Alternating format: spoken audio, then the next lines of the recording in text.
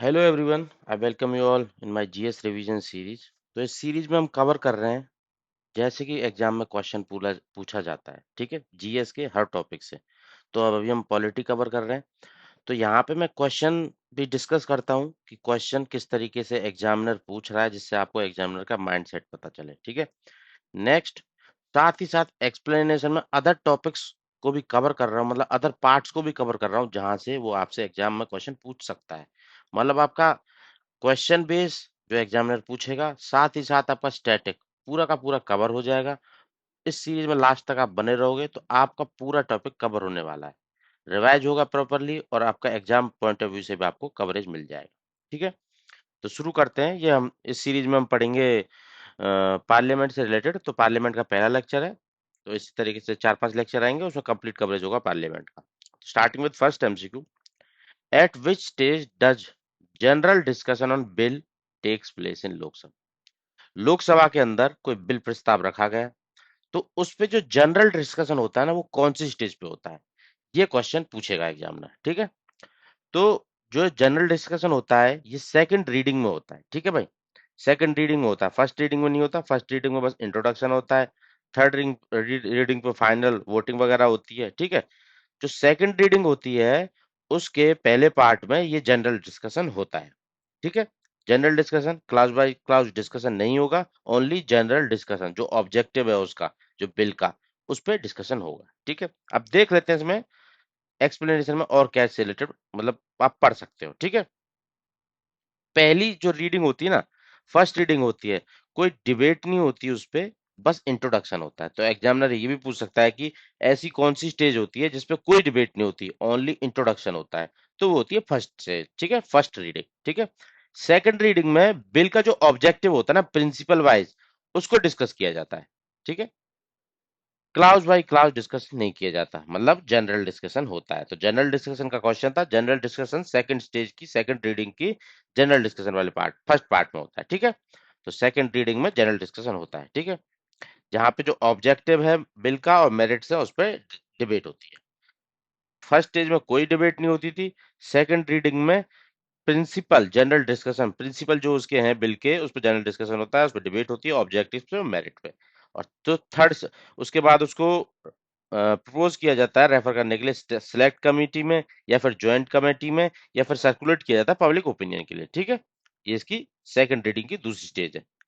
फिर उसका clause bye clause analysis होता है कंसिडरेशन स्टेज में, वो भी सेकंड रीडिंग का ही पार्ट है, ठीक है। मतलब आपको एक्सप्लेनेटरी वे में बताऊं, फर्स्ट रीडिंग में होता है कोई डिबेट नहीं होती, ओनली इंट्रोडक्शन होता है, ठीक है। फर्स्ट रीडिंग समझ आया। सेकंड रीडिंग में पहले उसका जनरल डिस्कशन होता है, मतलब उसके जो ऑब्जेक्टिव है मेरिट है उस पर डिबेट हो गई। फिर उसको रेफर कर दिया जाता है, अगर रेफर करना है तो सिलेक्ट कमेटी, ज्वाइंट कमेटी और पब्लिक ओपिनियन के लिए।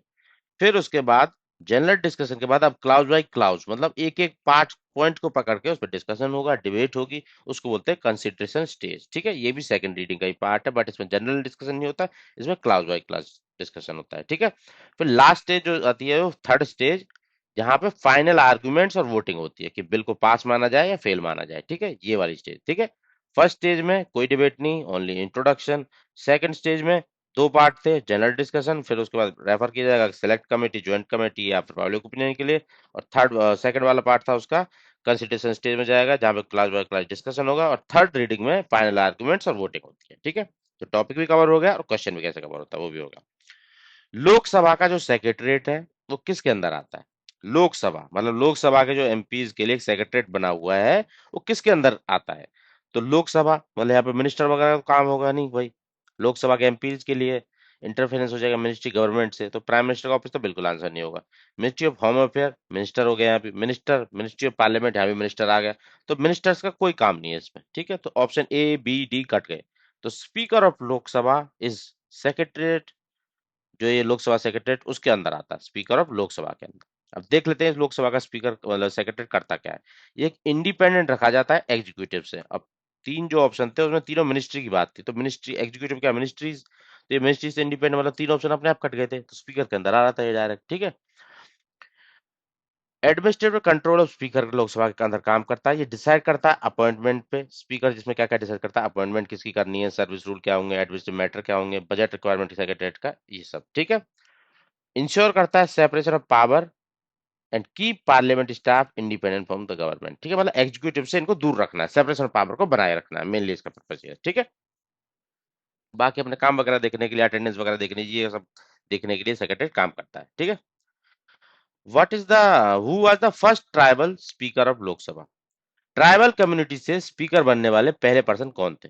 अब देखो यहाँ पे इंक्लूसिविटी दिखती है, इसलिए क्वेश्चन इंपोर्टेंट हो जाता है एग्जाम पॉइंट ऑफ व्यू से। इसको बार बार पूछा जाता है कि ट्राइबल कम्युनिटी के लोकसभा स्पीकर बनने वाले कौन से पहले पर्सनालिटी थे। वो थे पीए संगमा, ठीक है। ये ट्राइबल कम्युनिटी से बनने वाले पहले लोकसभा स्पीकर थे। ये गारो ट्राइब से बिलोंग करते थे, मेघालय स्टेट के अंदर, तो वहां से आने वाले पहले लोकसभा स्पीकर थे, नॉर्थ ईस्टर्न रीजन से, ठीक है। इंक्लूसिविटी को यहाँ पे दिखाता है।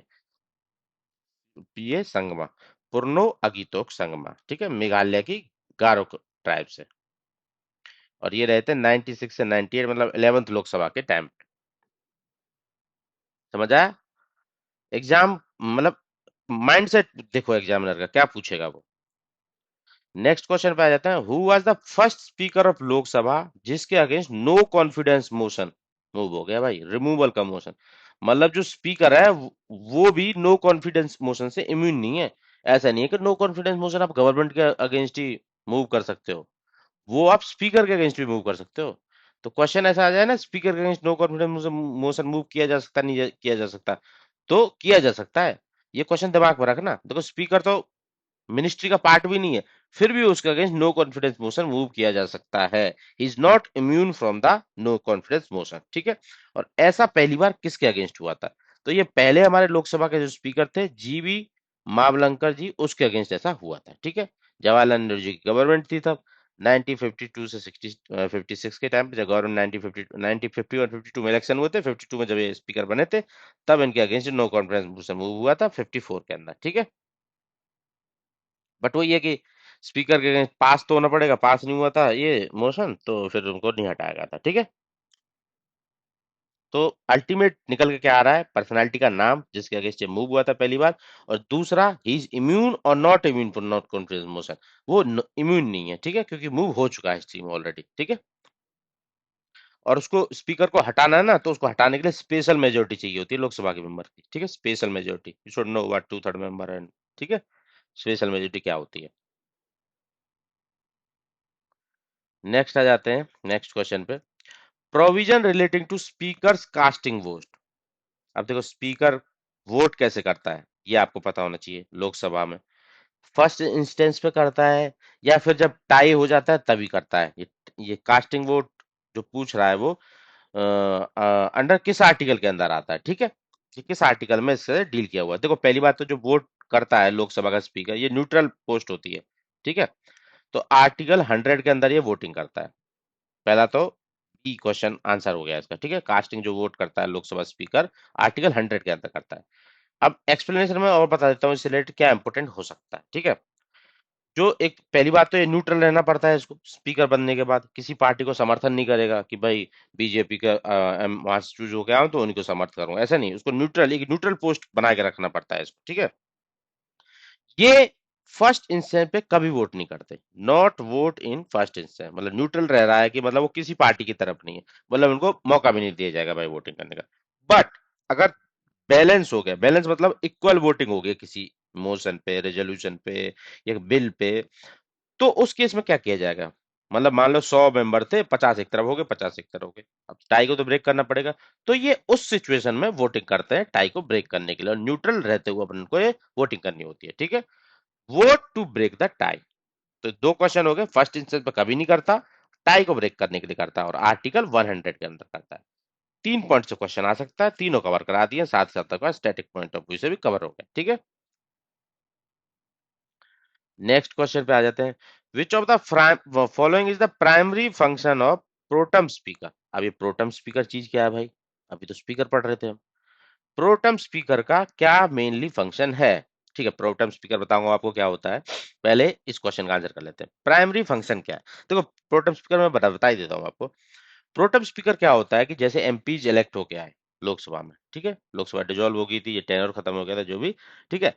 तो अब इलेक्शन हुए पार्लियामेंट के, ये लोकसभा के, एमपीज इलेक्ट होके आए। अब एमपीज इलेक्ट होके आए, वो ओथ वगैरह लेंगे, ओथ वगैरह लेंगे। फिर उसके बाद वो मेंबर आपस में ही चूज करेंगे कि ये लोकसभा स्पीकर बनेगा। तो बताओ, वो तो टेन्योर लंबा हो जाता है ना, टेन्योर तो लंबा हो गया। बट बीच में भी हमको कोई स्पीकर चाहिए। तो जो स्पीकर बनता है ना बीच में, सब लोगों को क्या बोलते हैं, ओथ वगैरह दिलाने के लिए, उस स्पीकर को बोलते हैं प्रोटम स्पीकर, ठीक है। प्रोटम स्पीकर मतलब टेम्पररी स्पीकर। और जनरली जो प्रोटम स्पीकर बनाया जाता है, senior most member, senior most मतलब एज वाइज नहीं, सीनियर मोस्ट मतलब वो मेंबर जो मल्टीपल टाइम, मतलब maximum number of time Lok Sabha की सीट पे एमपी इलेक्ट हो चुका है, ठीक है। मतलब वो सबसे ज्यादा बार एमपी बन चुका है लोकसभा में। उस बेस पे, सीनियोरिटी बेस पे उसको प्रोटेम स्पीकर बनाया जाता है। सब लोगों को ओथ दिलाता है। फिर उसके बाद मेंबर अपना परमानेंट लोकसभा स्पीकर चूज कर लेते हैं। वो इमीडिएटली ऑफिस खाली कर देता है, ठीक है। तो ये वही देख लेते हैं, प्राइमरी फंक्शन क्या है। प्राइमरी फंक्शन है ओथ दिलाना इलेक्टेड मेंबर्स को लोकसभा के, ठीक है। तो यही आंसर इसका सी था। समझ आया? बस कवर होगा टॉपिक, प्रोटेम स्पीकर कवर हो गया आपका। क्या है, ओथ दिलाने का काम है, सीनियर मोस्ट मेंबर बनता है, सीधी बात है, ठीक है। ऐसा मेंशन है आर्टिकल 95 के अंदर, ठीक है। और इसको अपॉइंट कौन करता है, अभी ये पूछ ले क्वेश्चन एग्जामिनर, प्रोटम स्पीकर को अपॉइंट कौन कर रहा है? क्योंकि यहाँ तो प्राइम मिनिस्टर भी नहीं है, अभी तो काउंसिल ऑफ मिनिस्टर भी नहीं है, किससे एडवाइस ले रहा है? तो इसको प्रेसिडेंट अपॉइंट कर देते हैं, ठीक है। प्रेसिडेंट अपॉइंट करते हैं सीनियर मोस्ट मेंबर को, मतलब जो maximum number of time MP बन चुका है, उनको ये अपॉइंट कर देते हैं। वो सबको ओथ दिलाता है, उसके बाद वो फर्दर अपना वर्क कर लेते हैं, ठीक है। अपना परमानेंट स्पीकर चूज कर लेते हैं। तो ये टेम्पररी स्पीकर होता है आर्टिकल 95 के अंदर, ठीक है। ओथ दिलाना न्यू इलेक्टेड मेंबर को, और प्रिसाइड करना फर्स्ट मीटिंग को, सीधी सी बात है, प्रिसाइड ही कर रहा है जब ओथ वगैरह दिला रहा है, ठीक है। कंडक्ट कराना इलेक्शन ऑफ स्पीकर, इलेक्शन का, स्पीकर के इलेक्शन हो गए, उसके बाद खाली भैया निकल जाओ, ठीक है। ये प्रोटम स्पीकर, जो ये प्रोटम स्पीकर, ये परमानेंट स्पीकर तो होता नहीं है, तो मनी बिल वगैरह पे भी साइन वाइन नहीं कर सकता ये सब, ठीक है। वैसे तो मनी बिल आता भी नहीं है उस टाइम पे, कहाँ से आ जाएगा जब जब गवर्नमेंट चूज होकर आएगी, वही तो करेगी, ठीक है। तो pro tem speaker can not deliver, president address भी डिलीवर नहीं कर सकता, मनी बिल पे भी डिसाइड नहीं कर सकता, और इंटायर टर्म पे भी डिसाइड नहीं करना, क्योंकि इनको चूज कराना ही पड़ता है, इलेक्शन कराने पड़ते हैं स्पीकर के, फिर उसके बाद खाली कर देते हैं, ठीक है। Who is generally appointed as pro tem speaker, अभी मैं आपको बताया था, जो सीनियर मोस्ट मेंबर होता है लोकसभा का, मतलब जो maximum number of time election जीत के एमपी बन चुका था लोकसभा में, उसी को अपॉइंट किया जाता है एज एन प्रोटेम स्पीकर, ठीक है। आर्टिकल 95 के अंदर longest serving member of parliament, ठीक है, लोकसभा मतलब। नेक्स्ट क्वेश्चन पे आ जाते हैं। Speaker of Lok Sabha shall cease to hold office if he she. तो क्वेश्चन पूछ रहा है कि स्पीकर होता है जो लोकसभा का, उसको अपना ऑफिस खाली करना पड़ता है इफ ही और she lose the support of ruling party, remove by the president, not a member of Lok Sabha, completed 5 years in office, ठीक है। स्पीकर कौन होता है? स्पीकर को कौन बनाते हैं? इलेक्शन, जो लोकसभा के मेंबर होते हैं वही अपना भरतर उसको इलेक्ट करते हैं, ठीक है भाई। अगर वो उस हाउस का ही मेंबर नहीं रहेगा लोकसभा का, तो वो स्पीकर कैसे बन सकता है? उन्हीं लोगों ने तो उसको वहां पहुंचाया है, ठीक है। तो if he is not a member of Lok Sabha, तो उनको स्पीकर की पोस्ट खाली करनी पड़ेगी। अब मेंबर कैसे नहीं होगा? या तो इनका इलेक्शन नल एंड वॉइड कर दिया गया है, डिस्क्वालीफाई कर दिया गया है, या खुद ही रिजाइन देते भैया, ठीक है। मतलब अल्टीमेटली बात है, जैसे ही इनके पास मेंबरशिप नहीं रहेगी लोकसभा की, तो ये स्पीकर से हटना पड़ेगा इनको, सीधी बात, ठीक है। मेंबरशिप पे डिपेंडेंट है स्पीकर की पोस्ट। मेंबर है लोकसभा का तो स्पीकर है, लोकसभा का मेंबर नहीं है तो स्पीकर नहीं है, निकलो भैया, ठीक है।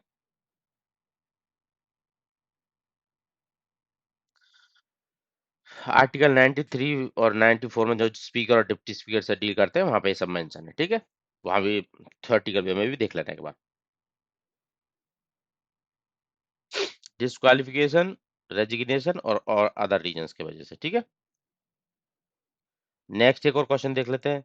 वेनेवर ए स्पीकर से रिलेटेड ये क्वेश्चन भी, जब लेजिस्लेटिव असेंबली को डिसॉल्व कर दिया जाता है, मतलब स्टेट के अंदर लेजिस्लेटिव असेंबली को डिसॉल्व कर दिया, डिसॉल्व हो गई भैया, अब जो स्पीकर है वो इमीडिएटली ऑफिस खाली कर देगा या फिर वेट करेगा? क्या करना चाहिए उसको? देखो, स्पीकर का ऑफिस कभी वैकेंट नहीं हो सकता अनटिल अनलेस वो डिस्क्वालीफाई हो गया है, या उसने रेजिग्नेशन दे दिया है, ठीक है, और फॉर अदर रीजंस, ठीक है, तो उसको खाली नहीं रखना है, डिस्क्वालीफाई और रेजिग्नेशन वगैरह वाली सिचुएशन को छोड़ के, जैसा कि लास्ट क्वेश्चन में था, ठीक है। तो वो जब तक कि नेक्स्ट आ नहीं जाता ना, तब तक वो वहीं पे रहेंगे, ठीक है। तो option number B will the correct answer, continue to in office till a new speaker is elected, ठीक है, answer B will the correct.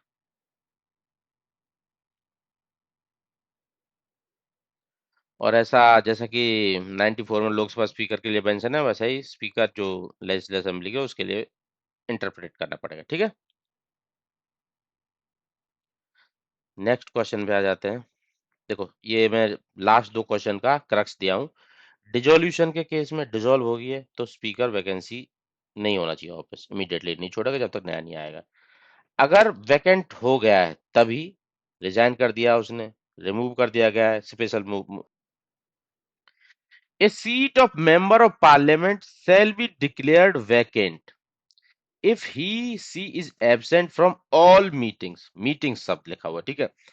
किसी एमपी की जो सीट है उसको वैकेंट डिक्लेयर कर दिया जाता है अगर वो कुछ मीटिंग से एब्सेंट हो जाता है। कितनी मीटिंग से एब्सेंट हो जाता है, मीटिंग वर्ड समझना भाई, ठीक है, मीटिंग होनी चाहिए।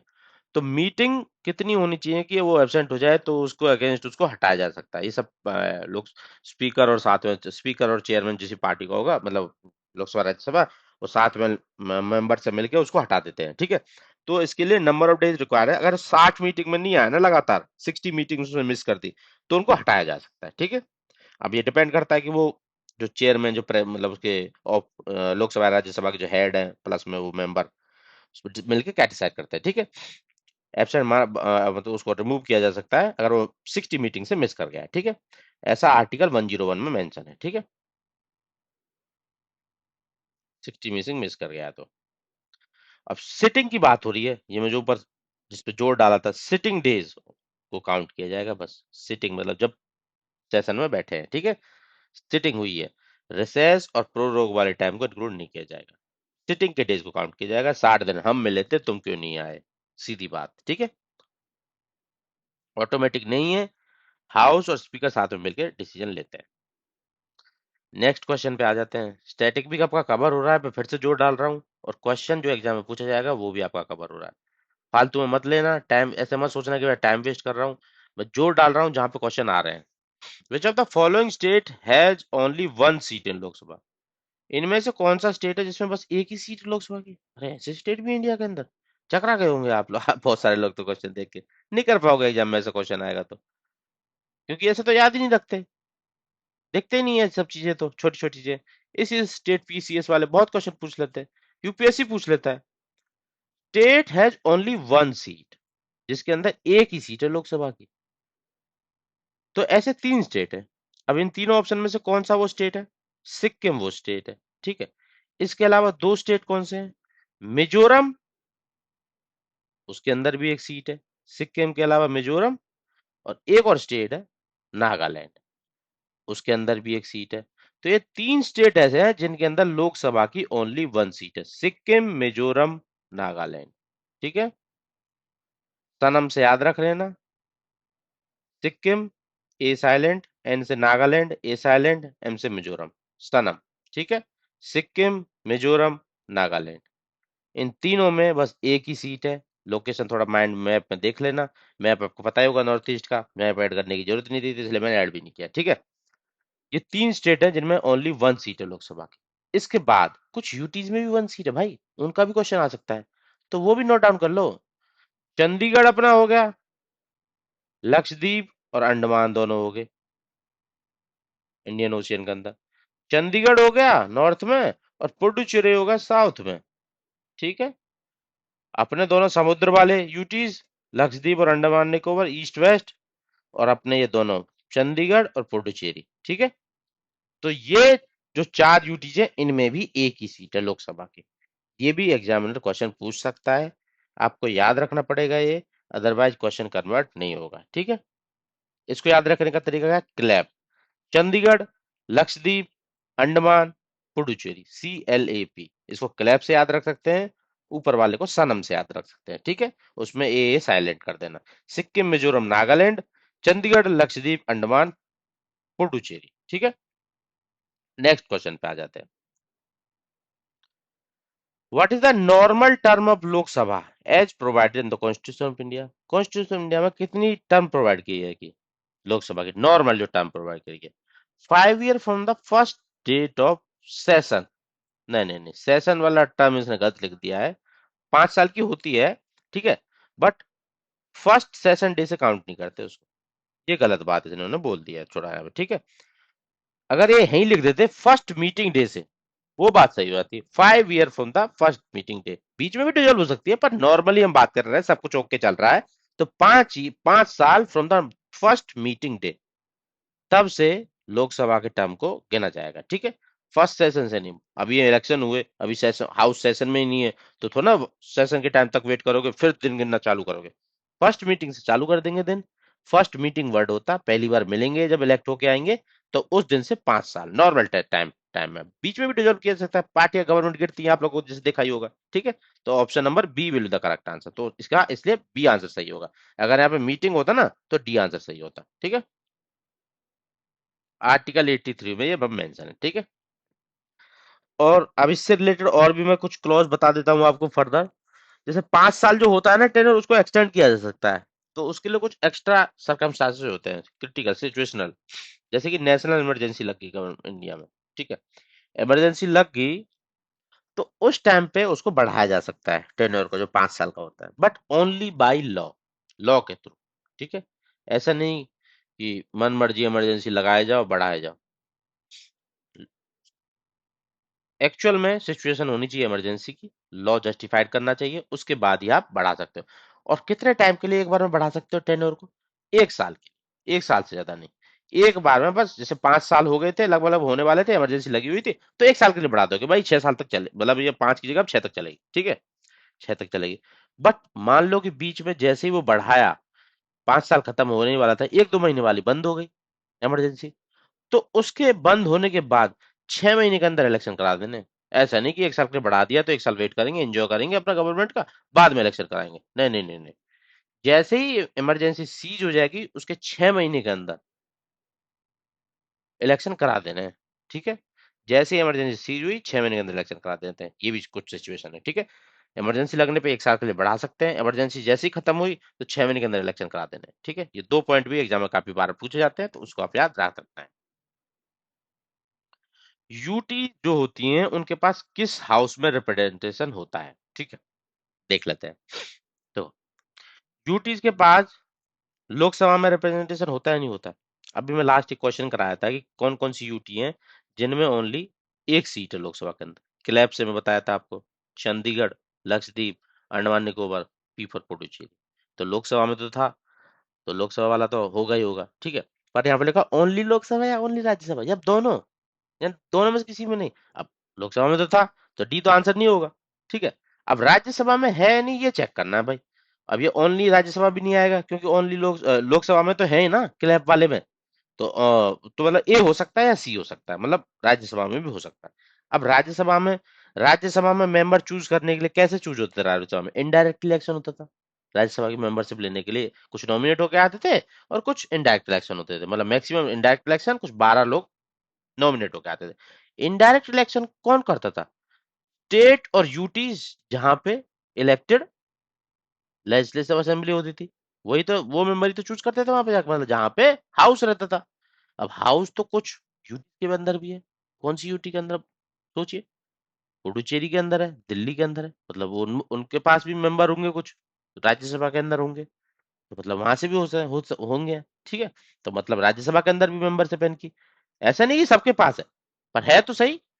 तो UTs get representation in which of the following, दोनों में, क्योंकि इधर है राज्यसभा में भी दिल्ली और पुडुचेरी से, और लोकसभा में बताया था क्लैप वाले, बाकी और के पास भी है, किसी के पास एक है किसी के पास दो है, बट राज्यसभा के अंदर यूटीज के पास भी है। ठीक है, रिप्रेजेंटेटिव जिनके पास उनका खुद का हाउस है। ठीक है, तो option C will the correct answer in this case. Explanation दिया हुआ है, ठीक है, यहाँ पे पढ़ लेना अच्छे से। दिल्ली पुडुचेरी के अंदर राज्यसभा में है। ठीक है,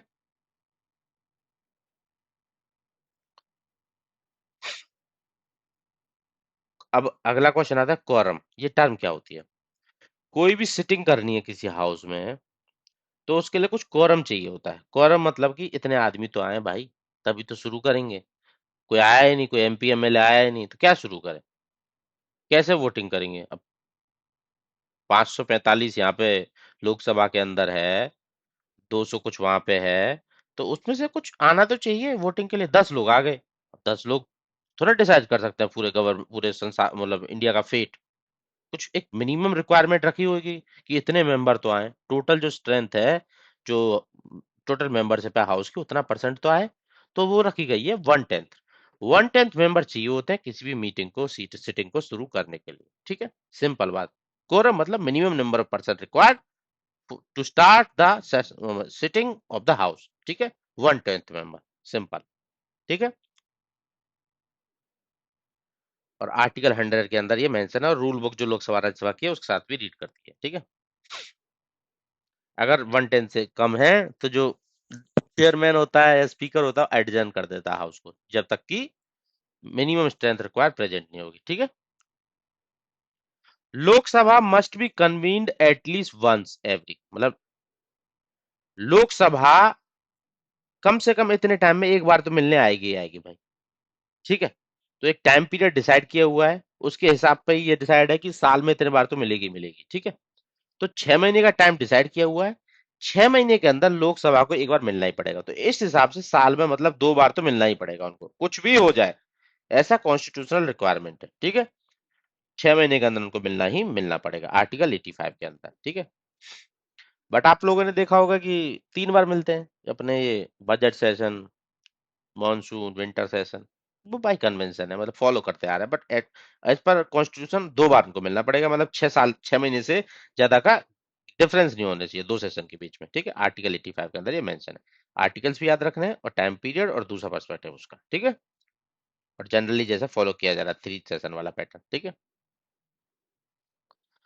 prior to expiry of its normal tenure, मतलब नॉर्मली जैसे लोकसभा का टेन्योर है 5 साल का। ठीक है, फर्स्ट सिटिंग से लेके, उससे पहले डिसॉल्व की जा सकती है ये लोकसभा। बताया था मैंने, की जा सकती है ना भाई। गिरती है गवर्नमेंट, देखा होगा आप लोगों ने, नॉर्मल टेन्योर से पहले गिरती हैं। अब कैसे गिर सकती हैं? कौन डिसॉल्व कर सकता है? प्राइम मिनिस्टर करता है? काउंसिल ऑफ मिनिस्टर का मेजोरिटी वोट से कर देते हैं ना। काउंसिल ऑफ मिनिस्टर तो किसके वो है, शिष्य हैं? प्राइम मिनिस्टर के। प्राइम मिनिस्टर ने तो उनको अपॉइंट करवाया है, प्रेसिडेंट को बोल के कि भाई इसको ये पोर्टफोलियो दो, इसको ये अपॉइंट करो, इसको ये अपॉइंट करो, ये करो। ठीक है, तो वो तो नहीं कर सकते। रिप्रेजेंट, जो काउंसिल ऑफ मिनिस्टर को रिप्रेजेंट कौन कर रहा है? Prime minister. तो प्राइम मिनिस्टर एडवाइस दे सकता है, वो कलेक्टिव वॉइस है, सारे काउंसिल ऑफ मिनिस्टर की कलेक्टिव वॉइस है, कौन है? Prime minister. Prime minister advice दे सकता है प्रेसिडेंट को कि डिसॉल्व कर दो। अब डिपेंड करता है कि प्रेसिडेंट पे कि वो डिसॉल्व करना चाहता है नहीं चाहता है, क्योंकि वो भी तो देखेगा ना कि ऐसा तो नहीं कि इनकी गवर्नमेंट गिरने वाली है इसलिए डिसॉल्व करा दें। ठीक है, वो उसके डिस्क्रिप्शन पे डिपेंड करता है, फिर बाद में वो बात का क्वेश्चन है। बट अभी के लिए जो डिसाइड किया जाता है डिसॉल्व करने का, प्रेसिडेंट डिसाइड करता है on the advice of prime minister. क्यों क्यों मैं आंसर क्यों लगा रहा हूँ प्राइम मिनिस्टर? क्योंकि prime minister is the collective voice of council of minister. ठीक है, on the advice of prime minister, ऐसा कॉन्स्टिट्यूशन के अंदर में है, सिंपल। और काफी सारी कोचिंग भी इसी तरीके से पढ़ाते हैं, आर्टिकल 85 के अंदर। ठीक है,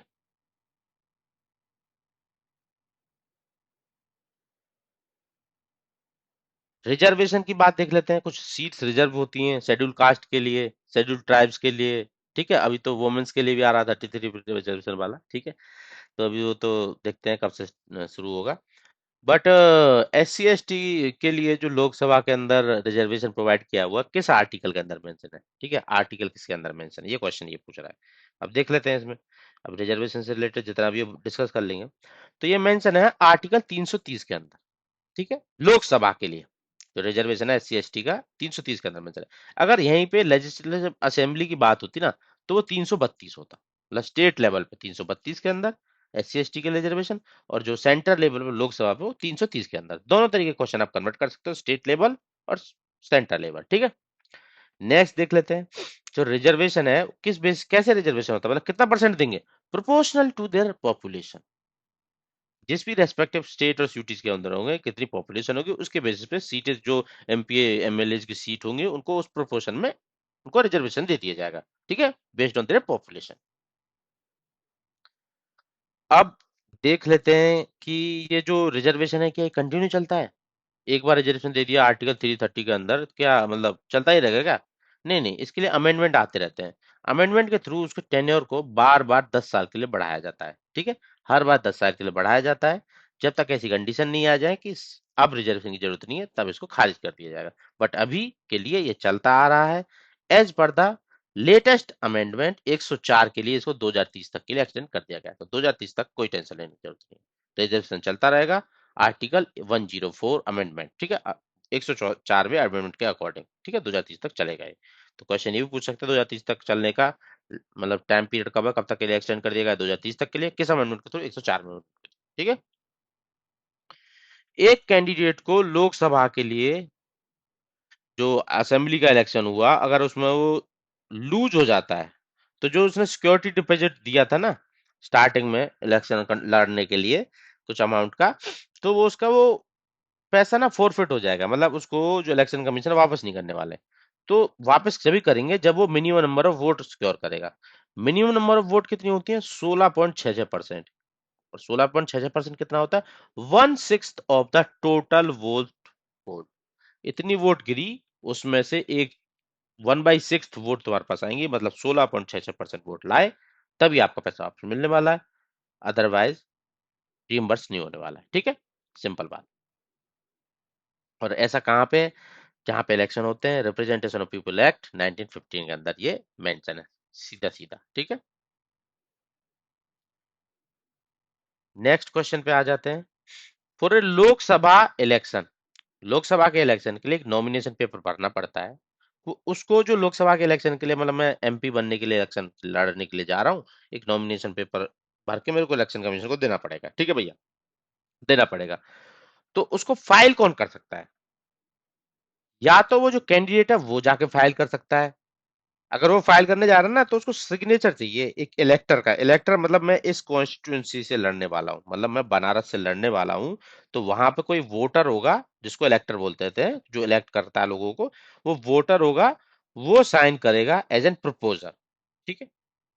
उसको एक बंदे का प्रपोजर की तरह साइन चाहिए, और वो उसी कॉन्स्टिट्यूंसी से होना चाहिए जहां से मैं खड़ा होने के लिए पेपर भर रहा हूँ, उसको इलेक्टर बोलते हैं, ठीक है। और या फिर मेरे नाम का फॉर्म वो जाके सबमिट कर सकता है, जो इलेक्टर है वो भी सबमिट कर सकता है, मैं भी सबमिट कर सकता हूँ। बस क्या होना चाहिए? उस पर्सन का साइन होना चाहिए जहां से मैं इलेक्शन लड़ रहा हूँ, एक इलेक्टर का, ठीक है, एज एन प्रपोजर। पहले क्या आता था? 10% की जरूरत पड़ती थी, अब ये एक वाला हो गया सीधा सीधा, एक्सेप्ट प्रेसिडेंशियल और वाइस प्रेसिडेंशियल इलेक्शन में, ठीक है। Can a person who is not an इलेक्टर of particular constituency, मतलब यहाँ पे जैसे मैं बनारस से खड़ा हो रहा हूँ, अब मैं रजिस्टर्ड समझ लो दिल्ली में हूँ, अब मैं बनारस से लड़ सकता हूँ क्या? मतलब वहां का मेरा वोटर आईडी वहां का नहीं है, जो इलेक्टर हूं मैं उस कॉन्स्टिट्यूंसी में रजिस्टर नहीं हूँ, तो मैं उस लोकसभा के लिए वहां से सीट लड़ सकता हूँ? हाँ, लड़ सकते हो। आपको बस वहां के एक पर्सन का एज एन प्रपोजर साइन ही तो चाहिए, वहां के एक इलेक्टर का साइन चाहिए, कोई दिक्कत नहीं है, ऐसे केसेस हुए हैं, तो आप लड़ सकते हैं, ठीक है। यस, वो इंडिया में कहीं भी एज एन वोटर रजिस्टर्ड है, वो वहां से इलेक्शन लड़ सकता है, बस उसको नॉमिनेशन पेपर पे एक प्रपोजर का साइन चाहिए, जो इलेक्टर होगा जिस कॉन्स्टिट्यूंसी से आप लड़ने वाले हो, ठीक है। तो आप लड़ सकते हो, आप कहीं से भी हो, कोई दिक्कत नहीं है। एग्जाम्पल्स के थ्रू मैं बता देता हूँ कैसे कैसे एग्जाम्पल्स हुए हैं, आरओपी एक्ट के अंदर ये मेंशन है, ठीक है। जैसे नरेंद्र मोदी जी बनारस से लड़े थे 2014-19 में, बट ये बनारस से नहीं है, ये तो अपने गुजरात में रजिस्टर्ड वोटर है, ठीक। अटल बिहारी वाजपेयी जी लखनऊ से लड़ते थे, ठीक है, ये एक्चुअली में बलरामपुर और ग्वालियर से हैं, ठीक है। इंदिरा गांधी जी रायबरेली से लड़ी थी, दिल्ली में रजिस्टर्ड वोटर है। सोनिया गांधी जी ये भी दिल्ली में रजिस्टर्ड, अमेठी से लड़ी थी। राहुल गांधी जी वेनाथ केरला जाके लड़े थे, तो भाई ये भी दिल्ली में रजिस्टर्ड है, ठीक है। मतलब जरूरी नहीं है कि आप कहीं से इलेक्शन लड़ रहे हो तो वहां का आपको इलेक्टर होना पड़ेगा, वहां का वोटर होना पड़ेगा। आप बस वहां के एक इलेक्टर को जुटा लो जो एज ए प्रपोजल साइन कर दे, बस काम हो गया, ठीक है। Number of seat in Lok Sabha has been fixed, कब तक के लिए? जो सीट्स हैं, मतलब सीट जो 545 सीट्स हैं, उनको फ्रीज कर दिया गया है। फ्रीज क्यों कर दिया गया है भाई? देखो, जो सीट्स होती हैं वो पॉपुलेशन के बेस पे डिसाइड होती हैं, ठीक है। अब कुछ स्टेट अच्छा कर रहे हैं, पॉपुलेशन कंट्रोल मेजर ला रहे हैं, ठीक है, बढ़ती हुई आबादी को रोकना तो एक अच्छी बात है ना, बट कुछ स्टेट नहीं कर पा रहे हैं, जैसे यूपी बिहार, अब जितनी ज्यादा पॉपुलेशन होगी तो उनको तो सीट ज्यादा लेनी पड़ेगी, मतलब उनके तो ज्यादा एमपी पहुंच जाएंगे पार्लियामेंट में, तो फिर उनकी तो मेजोरिटी हो जाएगी ना, वो तो जो चाहे करा सकते हैं, तो जो भी डिसीजन लेगा बाइस्ड हो जाएगा फिर। तो उस चीज को ना होने देने रोक के लिए सीट्स को फ्रोज कर दिया गया था। जो 1971 का सेंसस था ना, उसके बेस पे जो पॉपुलेशन सेंसस हुआ था उस टाइम पे, तो उसके बेस पे जो सीट थी उनको फिक्स कर दिया गया था कि भाई अब इतनी ही देंगे, अब चेंज होने वाली नहीं है। ठीक है। तो पहली बार जो 42nd अमेंडमेंट हुआ था 1976 में, उसके थ्रू 1977 का जो सेंसस था उसके ब्याह पे 2000 तक फिक्स कर दिया था कि अब 2000 तक तो बिल्कुल सोचने वाले नहीं है सीट्स को चेंज करने का। फिर उसके बाद अब टाइम खत्म हो गया। अब 2001 में 84th अमेंडमेंट आया, पहले 42nd आया था, अब उसका डबल 84th अमेंडमेंट आया। अब बोल दिया अब हम और अब अगले 26 साल के लिए फिक्स कर दे रहे हैं, 2026 तक के लिए, फिर से बेस्ड ऑन 1971 सेंसस। ठीक है, तो ऐसा किया हुआ है, एक्सप्लेनेशन दिया हुआ है प्रॉपरली, जो जो बोला है सब कुछ है इधर। तो ये था पहला episode of this parliament series. इसी तरीके से 4 से 5 आएंगे, कंप्लीट पार्लियामेंट से रिलेटेड, जिस तरीके से एमसीक्यू फ्रेम हो रहे हैं ना एग्जाम में, कंप्लीट कवरेज हो जाएगी with static point of view. Static भी कहीं से पढ़ने की जरूरत ही नहीं पड़ेगी, सुनते रहना, अच्छे से सुनते रहना, साथ में बने रहना, आपका कंप्लीट कवरेज होने वाला है। टाइम भाई बेशक लगे, पर कवरेज ऐसा हो जाएगा ना कि कहीं से पढ़ने की जरूरत ही नहीं पड़ेगी।